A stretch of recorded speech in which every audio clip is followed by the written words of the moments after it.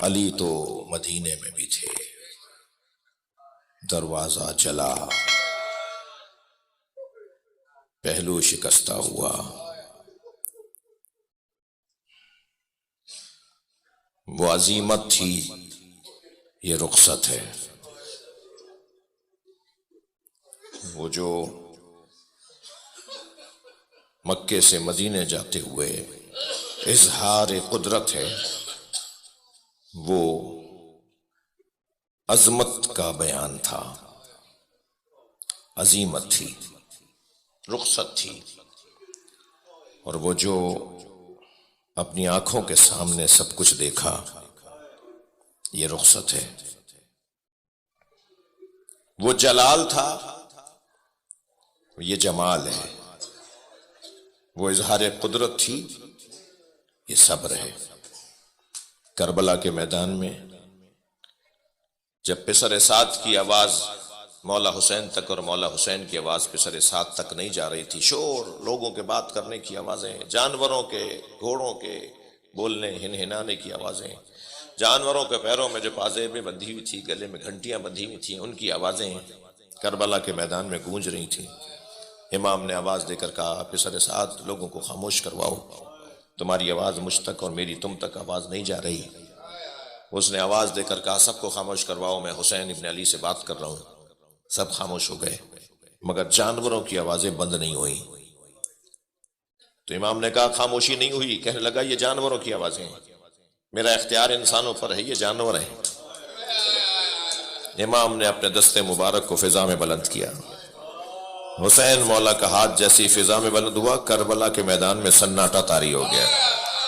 جس جانور نے جہاں پیر اٹھایا ہوا تھا وہیں رکا رہ گیا، جو گھنٹی بجتی ہوئی جھومتی ہوئی کہیں گئی تھی وہ وہیں رک گئی، سناٹا طاری ہو گیا۔ رونا اس کا ہے کہ جس حسین نے اشارہ کیا تو جانور خاموش ہو گئے، وہ گھوڑے حسین کے بدن پہ دوڑے کیسے؟ یہ تضاد نہیں ہے، یہ تضاد نہیں ہے کہ وہاں مولا علی بیویوں پہ حملہ کرنے والوں سے جا کے مقابلہ کر رہے ہیں، اور یہاں علی دیکھ رہے ہیں کہ دروازہ جل رہا ہے۔ وہ فضیلتوں کا باب تھا، یہ مصیبتوں کا باب ہے۔ وہ عظمتوں کا باب تھا، یہ رخصتوں کا باب ہے۔ وہ فضیلتوں کا عنوان تھا، یہ آزمائشوں کا باب ہے۔ یہاں امتحان دینا ہے تو پھر امتحان تو ایسے ہی دیا جاتا ہے۔ اللہ کا کام بھی اللہ کا ہے، ہر ایک سے اس کے مزاج کے مطابق امتحان لیتا ہے۔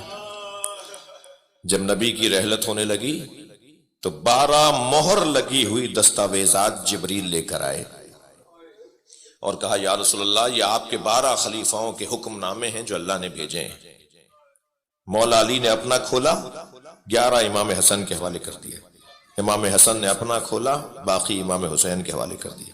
امام حسین نے اپنی دستاویز کھولی، باقی امام سجاد کے حوالے۔ ہر امام اپنی اپنی دستاویز کھول کھول کر اپنی امامت کے امور کو مکمل کرتا رہا۔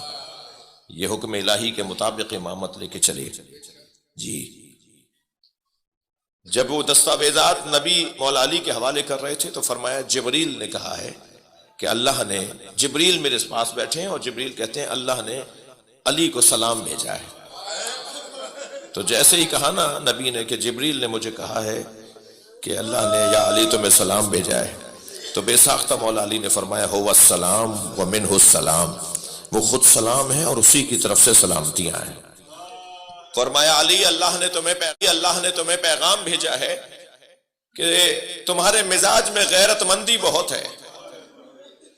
علی، میرے بعد تمہاری زوجہ پہ ہاتھ اٹھایا جائے گا، تم تلوار نہیں اٹھاؤ گے، مجھ سے عہد کرو کہ تم تلوار نہیں اٹھاؤ گے۔ مولا علی کے ہاتھ میں مولا نبی کا ہاتھ تھا، مولا نبی نے مولا علی کا ہاتھ پکڑا ہوا تھا، مجھ سے عہد کرو کہ میرے بعد تلوار نہیں اٹھاؤ گے۔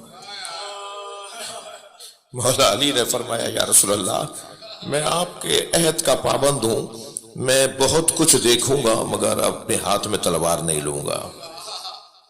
پھر فرمایا، اب فاطمہ کو بلا لیجئے۔ جب جناب زہرا آ کر بیٹھی تو نبی نے فرمایا، فاطمہ، جبریل اللہ کی طرف سے تمہارے لیے پیغام لائے ہیں، اللہ نے تمہیں سلام بھیجا ہے۔ بی بی نے بھی وہی جملہ تکرار فرمایا، ہو السلام و منہ السلام، اسی کی طرف سے سلامتیاں ہیں، وہ خود سلام ہے۔ کہا فاطمہ اللہ نے پیغام یہ بھیجا ہے کہ تمہارے مزاج میں مانگنا نہیں ہے، تم کبھی کسی سے کچھ نہیں مانگتی مگر بھرے دربار میں فدق مانگنا ہو۔ یہ جناب زہرا کا امتحان ہے۔ مولا علی کے مزاج میں غیرت مندی بہت تھی۔ ایک یہودی عورت کو بازار میں پٹتے ہوئے دیکھا تھا، 3 دن تک علی نے کھانا نہیں کھایا۔ جب کھانا آتا تھا نا فرماتے تھے میں نے ایک عورت کو پٹتے ہوئے دیکھا ہے۔ جو علی اجنبی عورت کو پٹتے ہوئے دیکھے اور اس سے کھانا نہ کھایا جائے، اس نے کیسے دیکھا ہوگا دروازے کا گرنا، بازوؤں کا ورم، پسلی کا ٹوٹ جانا۔ جناب زہرا کے مزاج میں مانگنا نہیں تھا، بابا سے کچھ نہیں مانگا، شوہر سے کبھی کچھ نہیں مانگا، مگر بھرے دربار میں فدق مانگنے گئی ہیں۔ اور جب جناب زہرا گئی ہیں نا فدق مانگنے، تو اپنے بابا کی چال میں چل کر گئی ہیں۔ یعنی اس دن سب کہتے ہیں کہ سیدہ ایسے آ رہی تھی جیسے نبی آ رہے ہوں، اور جب آئی ہیں مسجد کے اندر تو 1-2 لوگ نہیں تھے، سیدہ مسجد بھری مسجد میں آئی ہیں، مگر رونے والوں کوئی زہرا کے استقبال میں کھڑا نہیں ہوا۔ جس کی تعظیم نبی کرتے تھے کھڑے ہو کر، کسی نے سیدہ کی تعظیم نہیں کی، اور سیدہ اپنا مقدمہ پیش کرتی رہ گئی، اور آواز دی گئی کہ تمہارے پاس کوئی گواہی ہے؟ مجھے نہیں معلوم اس مجلس میں سندھی اور سرائکی زبان لوگ کتنے بیٹھے ہیں۔ سندھیوں اور سرائکیوں میں جناب زہرا کا نام نہیں لیتے، کہتے ہیں سچی سین، سچی بی بی۔ جی جس کا لقب ہی سچی بی بی ہو، اس سے کہا گیا گواہیاں لے کر آؤ۔ میری بی بی فرماتی ہیں اجرکم اللہ، میری بی بی فرماتی ہیں علی افسوس اس پر نہیں ہے کہ کوئی میرے لیے کھڑا نہیں ہوا، افسوس اس لیے ہے مجھے بھرے دربار میں جھٹلایا گیا۔ مجھے کہا گیا یہ بات آپ صحیح نہیں کر رہی ہیں، یہ الفاظ تو میرے ہیں، جو بی بی کے لیے کہے گئے ہیں وہ الفاظ بڑے سخت ہیں۔ جناب زہرا نے اجرکم اللہ، جناب زہرا نے اپنے بابا کی تحریر دے دی، تحریر پڑھی گئی، آواز دی گئی کہ لکھ دو فاطمہ کے پاس بابا کی تحریر ہے، لکھ دو جو کچھ ہے وہ فاطمہ کا ہے۔ تو ایک اور وہاں موجود تھے، وہ کھڑے ہوئے اور انہوں نے بی بی کے ہاتھ سے تحریر لی اور اس کے ٹکڑے ٹکڑے کر ڈالے۔ عزادارو، بعض اوقات کسی کو بوڑھا ہوتے ہوئے آپ دیکھیں نا تو اس سے پوچھ لیجئے گا کہ تم پہ کیا گزر رہی ہے۔ بعض اوقات لمحوں میں لوگ بوڑھے ہو جاتے ہیں۔ سندھ میں، اندرون سندھ میں لاڑکانہ کے خطیب تھے عبدالحمید چانڈیو صاحب، ہمارے والد نے اور بہت سے لوگوں نے انہوں سنا ہے۔ عبدالحمید چانڈیو جب یہ مصائب پڑھتے تھے نا تو جیب سے کاغذ نکالتے تھے، اس کے ٹکڑے ٹکڑے کرتے تھے، ممبر سے نیچے پھینک دیتے تھے، پھر لوگوں سے کہتے تھے کچھ دیر بیٹھے رہو، اتر کے جاتے تھے، ٹکڑے بین کر لا کر ممبر پہ بیٹھتے تھے اور کہتے تھے بتاؤ کتنی دیر لگی۔ روتے ہوئے مجمع سے کہتے تھے بتاؤ کتنی دیر لگی، تو مجمع کہتا تھا چند لمحے لگے ہیں، تو وہ کہتے تھے جنہیں تم چند لمحے کہہ رہے ہو فاطمہ بوڑھی ہو گئی تھی۔ اجرکم اللہ، اجرکم اللہ۔ سیدہ بابا کے ہاتھ کی تحریر کے ٹکڑے اٹھانے میں اجرکم اللہ۔ عزادارو کیا گزری ہے زہرا کی بچی کے ساتھ۔ 43 کتابیں میں نے دکھائی ہیں کھول کھول کر۔ اتفاق سے وہ گاڑی میں بھی میرے ساتھ 1-2 نسخے اس کے رہتے ہیں کہ کہیں ذکر کروں اور کوئی پوچھ لے اور کہہ جی ہمیں دکھائیے تو ہم اسے دکھا دیں۔ 43 اپنے بھائیوں کی کتابیں دکھائی ہیں جس میں یہ سب کچھ لکھا ہوا ہے جو میں بتا رہا ہوں، اس سے زیادہ لکھا ہوا ہے جو میں بتا رہا ہوں۔ لہٰذا یہ بولنا کہ ایسا کچھ نہیں ہوا، یہ وقت گزر گیا، وہ دور گزر گیا کہ ایسا نہیں ہوا والی بات سنی جائے گی۔ جو کچھ ہوا وہ ہم بیان نہیں کر پاتے۔ ایک ڈاکٹر دوست مجھ سے کہنے لگے، میرے ایک ڈاکٹر دوست کہنے لگے مولانا میری زوجہ کے ساتھ شدید اختلاف چل رہا تھا، تکرار ہو رہی تھی، میری زوجہ نے پھر ایک بات کر دی اور میں نے غصے میں انہیں تماچا مار دیا۔ 3 دن کے بعد مجھے احساس ہوا کہ مجھے بیوی کو مارنا نہیں چاہیے تھا۔ کہتے ہیں میں نے اپنی بیوی سے معافی مانگی، مجھے معاف کر دو میں نے تمہیں مارا۔ تو میری بیوی مجھ سے کہنے لگی آئندہ کبھی ایسا ہو غصے پہ قابو نہ پا رہے ہوں تو اتنا ضرور خیال کیجئے گا ہمارے بچوں کے سامنے نہ ماریے گا۔ جب آپ مار رہے تھے ہماری بیٹی دیکھ رہی تھی اور وہ 3 دن سے بخار میں ہے اور بس ایک ہی جملہ کہتی ہے اماں آپ کو بابا نے مارا، اماں آپ کو بابا نے مارا۔ میں رونے والے مجمع سے سوال کرتا ہوں جب جناب زہرا پہ ہاتھ اٹھ رہا تھا، جلتا ہوا دروازہ گر رہا تھا، اس وقت حسنین کہاں تھے؟ جناب زینب کہاں تھی؟ اجرکم اللہ. سنیں گے عزیزارو، امام حسن مدینے کی ایک گلی سے نہیں گزرتے تھے، وہ گلی آتی تھی رستہ بدل دیتے تھے. ایک چاہنے والے نے پوچھا مولا میں نے محسوس کیا آپ اس گلی میں نہیں آتے.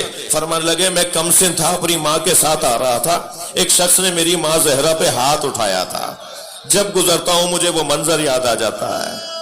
اجرکم اللہ. مجلس ہو گئی عزیزارو، میرے حصے کا بیان مکمل ہو گیا. صرف ایک منزل اور لے لیجئے، صرف ایک منزل اور لے لیجئے. یہ جو بیوی نے وصیت فرمائی نا کہ میرے جنازے میں کوئی شریک نہ ہو، مولا علی نے بچوں کو کیسے سنبھالا ہوگا؟ چھوٹا بچہ جب رونے پر آتا ہے، جب روتا ہے تو اس کو سنبھالنا مشکل ہو جاتا ہے. فرمایا حسن و حسین تمہاری ماں کی وصیت ہے کہ کوئی جنازے میں نہ آئے، اور تمہارے رونے کی آوازیں اگر بلند ہو گئیں تو اہل محلہ کو معلوم ہو جائے گا. تو میں نے آیت اللہ فاطمیہ سے یہ جملے سنے حرم حضرت معصومہ میں. وہ فرما رہے تھے حسنین نے اور بی بی زینب نے اپنی آستینوں کو دانتوں میں دبایا ہوا تھا اور مسلسل گھٹ گھٹ کے رو رہے تھے. اور جب ماں کے جنازے پر آئے ہیں تو اس وقت بچوں کی چیخیں بلند ہو گئیں. امام حسین نے ماں کے سینے پہ سر رکھا، جناب زہرا نے اپنے دونوں ہاتھ حسین کی پشت پہ رکھ دیے، اور راوی کہتا ہے دو رونے کی آوازیں آ رہی تھیں، ایک حسین کی ایک زہرا کی. جناب زہرا بھی رو رہی تھی، امام حسین بھی رو رہے تھے. تو آواز ہاتف غیبی آئی، علی علی حسین کو ماں سے علیحدہ کر لیجئے. اس منظر کو دیکھ کر عرشی فرشتوں میں کوہرام بپا ہے. اب میں رونے والوں سے ایک سوال کر کے مجلس مکمل کر رہا ہوں، کس چاو سے، کس لاٹ سے، کس پیار سے امام حسین کو ماں کے جنازے سے مولا علی نے علیحدہ کیا ہوگا، پیشانی کا بوسہ دیا ہوگا؟